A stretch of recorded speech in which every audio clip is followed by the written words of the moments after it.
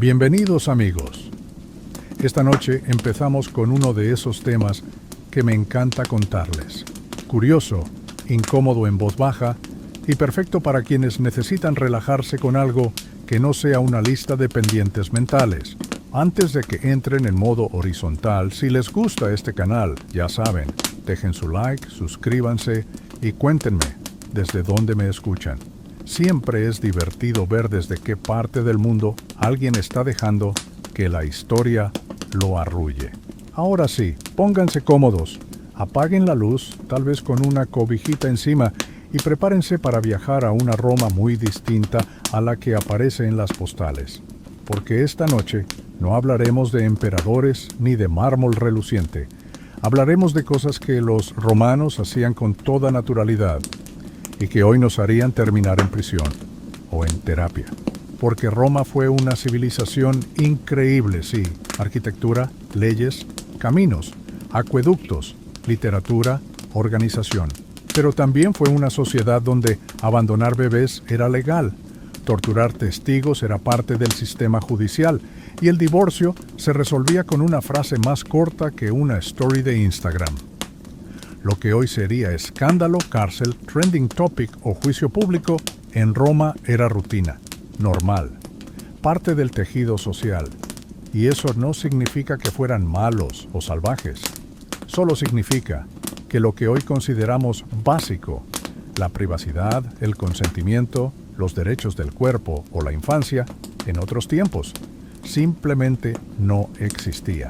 Así que esta noche les traigo 10 prácticas romanas que serían absolutamente ilegales hoy en casi cualquier lugar del planeta, pero que allá eran tan comunes como el pan con ajo. Y para no hacer una lista seca, las dividiremos en 5 pequeñas historias temáticas. 5 formas de mirar la vida cotidiana romana con una mezcla de fascinación y un poquito de escalofrío. Nada gráfico, nada violento, solo historia contada al oído, con ironía suave y voz baja. Porque a veces, lo más perturbador no es lo que hacían, sino que todos pensaban que estaba bien. En la Roma antigua, la vida humana no empezaba con derechos, empezaba con una decisión, literal. Cuando nacía un bebé, no bastaba con llorar, respirar o tener todos los deditos en su lugar. Había que pasar una prueba más importante, la aceptación del pater familias, el padre legal del hogar. Si él lo levantaba del suelo, significaba que lo aceptaba como hijo. Si no, bueno, era otro cantar.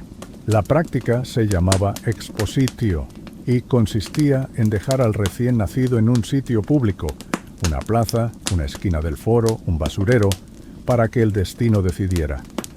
Tal vez alguien lo recogiera y lo criara, tal vez muriera, tal vez terminara como esclavo. Lo importante era que el abandono no era crimen, era costumbre, socialmente aceptado e incluso, en algunos contextos, considerado sensato. ¿Motivos? Muchos. El bebé era ilegítimo, o tenía algún defecto físico, o simplemente no era el momento. En una sociedad donde la herencia, la reputación y el presupuesto importaban más que el afecto moderno, esa decisión, hoy impensable, se tomaba como quien cancela un plan que ya no cuadra. Y aquí viene la segunda parte. Si ese bebé sobrevivía y era recogido por alguien, probablemente crecería como esclavo. Porque sí, la esclavitud en Roma era legal, extendida y completamente normal. No era un tema de malos tiempos ni de excepciones históricas. Era parte estructural del sistema. Una familia modesta podía tener 1 o 2 esclavos, una rica, docenas, una villa rural, cientos. Y un esclavo no era una persona ante la ley, era un bien, una herramienta con voz.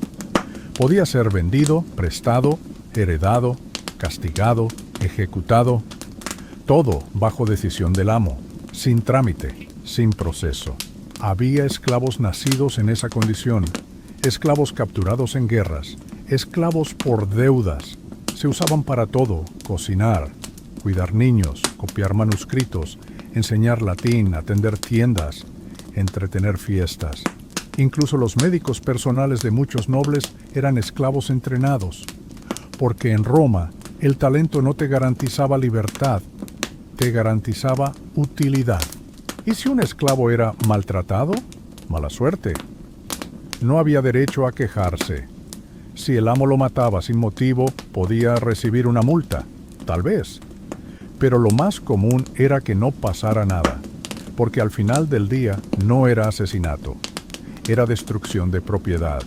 Lo más inquietante es que todo esto, el abandono, la esclavitud, el trato de humanos como bienes muebles, no era oculto ni vergonzoso. Estaba a la vista de todos, regulado por leyes, mencionado en tratados filosóficos, pintado en frescos y asumido con naturalidad. Hoy estas prácticas serían delitos gravísimos, denuncia pública, código penal, escándalo global, pero en Roma eran martes por la mañana y nadie se preguntaba si estaba bien, porque nadie pensaba que podía ser distinto. Cuando uno piensa en justicia, imagina una balanza, una toga, quizás un sello de cera y una frase solemne, pero en Roma la justicia podía venir con grilletes, fuego, o un látigo húmedo colgado detrás de la silla del magistrado. Y es que para los romanos, buscar la verdad no siempre implicaba escuchar, a veces implicaba apretar, literalmente. Empecemos con la tortura. En el sistema legal romano, torturar a los acusados no era lo común, pero torturar a los esclavos como método para obtener testimonio era casi requisito. ¿Había un crimen en una casa? ¿Se sospechaba que el esclavo sabía algo? Lo normal era someterlo a tormento para ver qué decía, y no por crueldad gratuita, eso venía aparte, sino por lógica jurídica.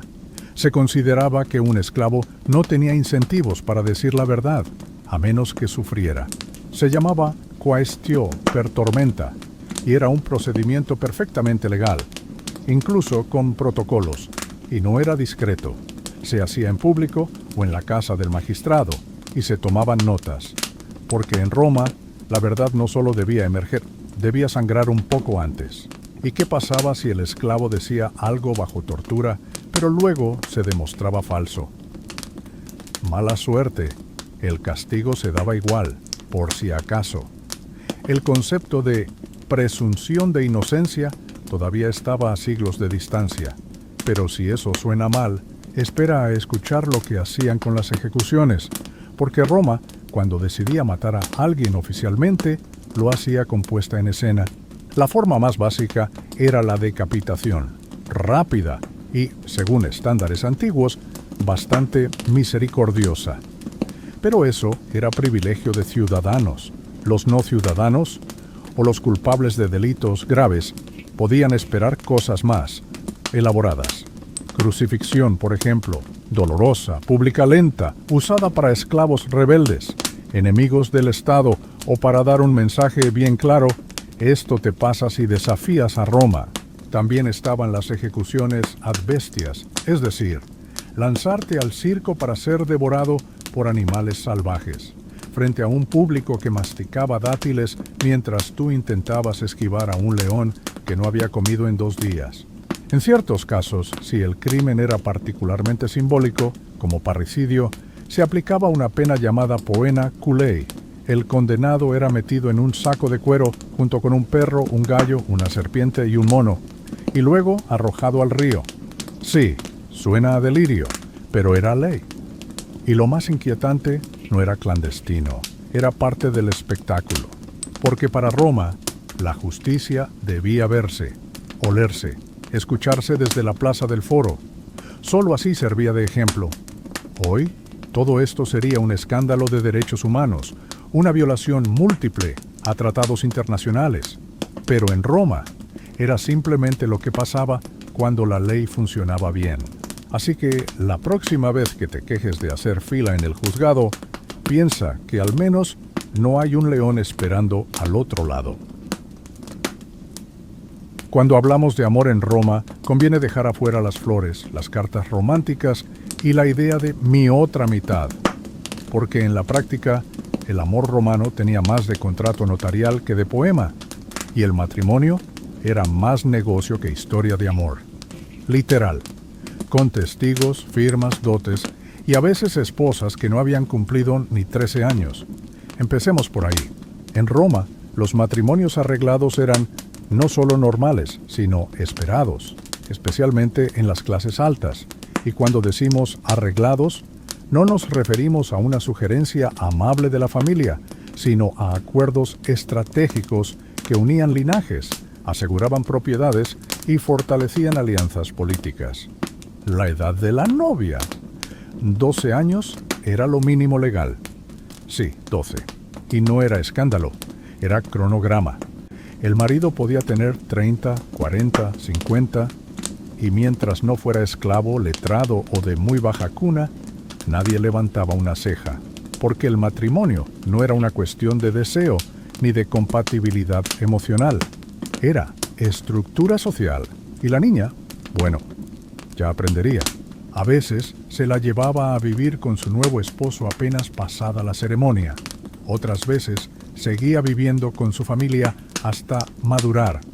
Pero ya estaba comprometida, y salir de ese compromiso no era fácil, salvo que fueras hombre. Porque el divorcio, curiosamente, sí era legal. Y más aún, era ridículamente fácil. Bastaba con una frase, algo como «tuas res tibi habeto», que podría traducirse como «toma tus cosas y vete». No hacía falta abogado, ni juicio, ni explicación, solo declarar que ya no quería seguir casado y ya. Divorcio express, versión siglo Pueyrredón.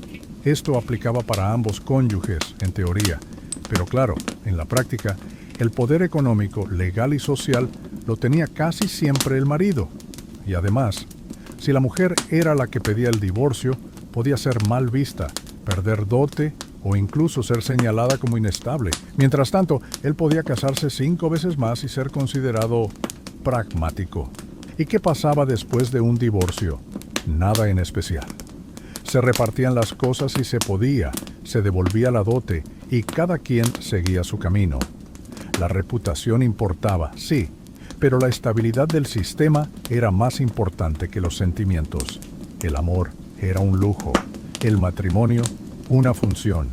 Y por eso, aunque hoy nos suene escandaloso casar a una niña o terminar una unión con una frase, para los romanos era rutina, no por frialdad, sino porque su idea del individuo era distinta. No éramos nosotros, éramos parte de una red. Y la red no se tejía con corazones, sino con acuerdos. Así que si alguna vez sienten que su última relación fue extraña, al menos nadie les asignó pareja a los 12, ni los mandó a empacar con una oración en latín. En Roma, el entretenimiento no era algo que se dejaba al azar. Era un asunto de Estado, y no hablamos de teatro, ni poesía, ni Netflix del siglo I. Hablamos de sangre, de rugidos, de multitudes coreando nombres mientras alguien perdía un ojo en la arena. Porque para los romanos la diversión de verdad incluía muerte, y si había animales exóticos de por medio, mejor. Empecemos con lo más conocido, los combates de gladiadores. Sí, los famosos Juegos del Coliseo. Hoy los imaginamos con dramatismo cinematográfico y cierta estética épica, pero en su momento eran tan normales como ir al estadio. Solo que, en lugar de goles, había heridas abiertas. Y no era ilegal, era agenda cultural. Los gladiadores, en su mayoría, eran esclavos entrenados, prisioneros de guerra o criminales. A veces, voluntarios desesperados por fama o dinero. Se los preparaba en escuelas, se les asignaban estilos, se les daba comida decente y luego se los lanzaba a pelear. No siempre hasta la muerte, ojo. La mayoría de los combates terminaban antes si uno de los dos caía o si el público o el editor del espectáculo decidía perdonarlo. Pero la muerte era siempre una posibilidad, parte del show, parte del contrato. ¿Te imaginas hoy un espectáculo donde se vendieran boletos para ver si alguien muere o no y el público pudiera decidir con el pulgar si sigue viviendo? En Roma, eso se llamaba jueves. Y luego están los animales, porque a los romanos no les bastaba con enfrentamientos humanos. También necesitaban fieras, tigres, leones, panteras, cocodrilos, rinocerontes, osos, incluso hipopótamos. Los traían desde Asia, África y las provincias más lejanas, solo para soltarlos en la arena, para que devoraran a criminales condenados, o para ser cazados en vivo por cazadores entrenados, o para morir decorativamente en un espectáculo con coreografía, música y pétalos cayendo del techo. No era crueldad por gusto, era estatus. Traer una jirafa desde Egipto para verla morir en Roma mostraba poder. Dominio, control absoluto sobre la naturaleza y sus límites. Hoy, matar un animal en público para entretener sería un escándalo viral, un delito ambiental y una cancelación internacional. Pero en Roma era arte, una forma de honrar a los dioses, una ofrenda sangrienta con aplausos incluidos. Y lo más impactante, había familias que llevaban a sus hijos, como quien lleva a un niño al circo o al cine, porque para ser buen romano había que acostumbrarse al olor de la sangre. Esa era la diversión imperial: ruido, multitudes, pieles exóticas y un león que no sabía que estaba siendo parte de la historia. Y nadie pensaba que algo anduviera mal, porque cuando todo el mundo aplaude, lo raro empieza a parecer normal. Si alguna vez te ha molestado que tu vecino mire por la ventana, imagina vivir en Roma, donde no solo era común, era parte del sistema legal, porque en la capital del imperio, la privacidad era una especie de ficción literaria. Todo se oía, todo se veía, todo se comentaba. Y si eras buen ciudadano, se esperaba que informaras. Así es, el chisme tenía valor cívico y hasta recompensa. Roma tenía una figura legal llamada delator. Era alguien que denunciaba infracciones ante el Estado, no por justicia divina ni espíritu democrático, sino porque podía quedarse con parte del botín, literal. Si tú descubrías que un vecino hablaba mal del emperador, o que alguien falsificaba monedas, o que un senador había cometido adulterio con una viuda sin autorización legal, sí, eso era delito también. Podías ir, denunciarlo, y si el juicio resultaba en condena, parte de sus bienes eran tuyos, como un influencer legal, solo que sin followers y con más decapitaciones. Esto generaba, claro, una atmósfera de desconfianza permanente, porque nunca sabías quién estaba escuchando. Un esclavo, un cliente descontento, tu propio yerno. Y hablando de bienes, Roma tenía otra peculiaridad escalofriante. El Estado podía confiscar tu fortuna entera si se sospechaba que estabas conspirando contra el poder. No hacía falta prueba directa. Bastaba con rumores, acusaciones políticas o algún gesto mal interpretado. De pronto, todo lo tuyo, casas, tierras, esclavos, muebles, túnicas de lino egipcio, pasaba al fisco y tú pasabas al archivo. Esto se llamaba damnatio bonorum y afectó a decenas de ciudadanos respetables. Algunos simplemente cayeron mal. Otros tuvieron el infortunio de estar en el lugar equivocado, con las palabras equivocadas, y un delator con buena memoria. Pero lo más inquietante es que la confiscación venía antes de una sentencia firme. Primero se te quitaban las cosas, luego se decidía si eras culpable. Y en muchos casos el juicio se perdía en el tiempo. Tú ya no estabas, pero tus bienes sí. Y Roma los administraba muy bien. Así que si alguna vez pensaste que vivías en una sociedad controladora, invasiva o demasiado curiosa, imagina que tu casa puede pasar a manos del Estado porque alguien te oyó decir que preferías a otro emperador y encima tu vecino se queda con tu sofá. En Roma la intimidad era un lujo y la propiedad una condición temporal.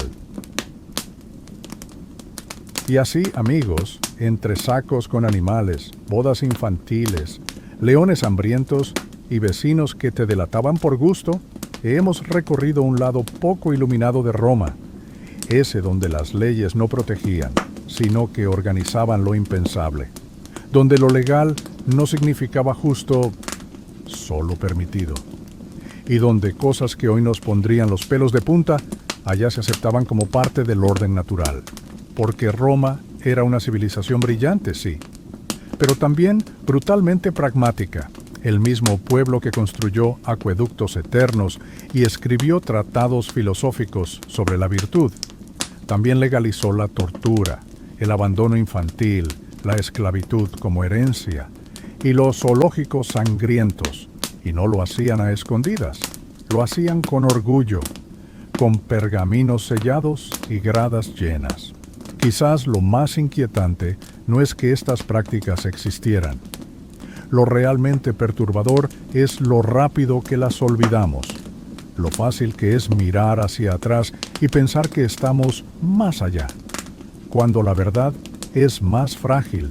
Lo legal cambia, lo normal también, y lo que hoy te parece bárbaro, un día fue progreso.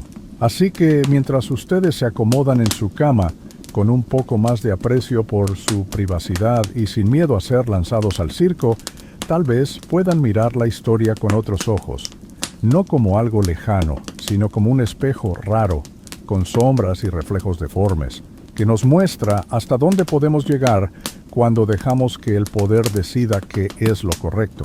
Y con eso, apagamos las antorchas, enrollamos el pergamino y cerramos este episodio. Si esta historia los acompañó en su noche, si les ayudó a relajarse o simplemente les dio un buen motivo para valorar el presente, no olviden dejar su like, suscribirse y contarme en los comentarios desde qué rincón del mundo me escuchan. Siempre me hace sonreír imaginar cuántos oídos insomnes viajan conmigo en la penumbra. Hasta la próxima, amigos, que sueñen con baños públicos sin vecinos curiosos, con tribunales sin leones y con días tranquilos donde lo normal no sea aterrador. Buenas noches y que la historia los arrulle.